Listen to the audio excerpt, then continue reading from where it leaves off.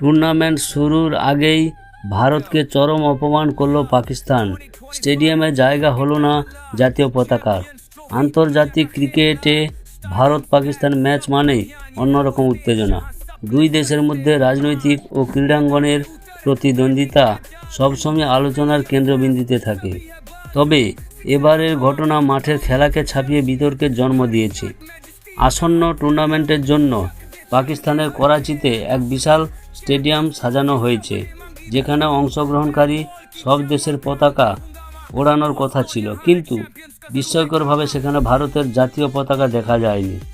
বিভিন্ন দেশ থেকে আমন্ত্রিত গণমাধ্যম কর্মীরা যখন স্টেডিয়ামের প্রস্তুতি পরিদর্শন করতে যান, তখনই এই অদ্ভুত বিষয়টি সামনে আসে।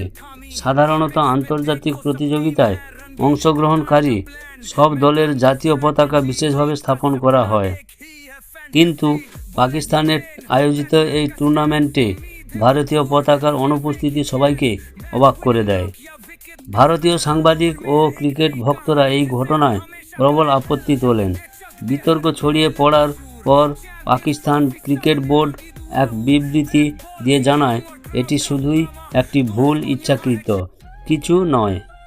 তবে ভারতীয় পতাকা শীঘ্রই স্থাপন করা হবে। তবে অনেকেই মনে করছেন এটি পাকিস্তানের পরিকল্পিত একটি পদক্ষেপ, যা ভারতের প্রতি বিদ্বেষমূলক মনোভাবই বহিঃপ্রকাশ। সোশ্যাল মিডিয়ায় এই ঘটনা নিয়ে ঝড় উঠেছে। অনেক ভারতীয় ক্রিকেট প্রেমী একে চরম অপমান বলে আখ্যা দিয়েছেন। কিছু মানুষ আইসিসিকে দ্রুত হস্তক্ষেপ করার অনুরোধ করছেন, কারণ আন্তর্জাতিক টুর্নামেন্টে এ ধরনের পক্ষপাত মূলত আচরণ খেলার আদর্শের পরিপন্থী। ভারতের কিছু প্রভাবশালী রাজনীতিবিদও এ বিষয়ে কড়া প্রতিক্রিয়া দিয়েছেন। অনেকে দাবি করেছেন, যদি এটি ইচ্ছাকৃত হয়ে থাকে তাহলে ভারতকে টুর্নামেন্ট থেকে নিজেদের প্রত্যাহার করা উচিত।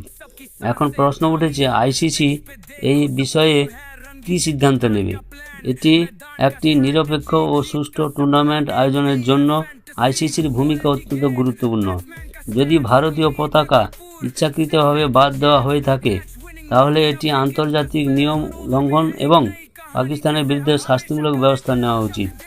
এই ঘটনাটি শুধু ক্রিকেট নয়, দুই দেশের রাজনৈতিক সম্পর্কেরও প্রতিফলন। ভারত পাকিস্তানের ম্যাচ সবসময়ই হাই ভোল্টেজ।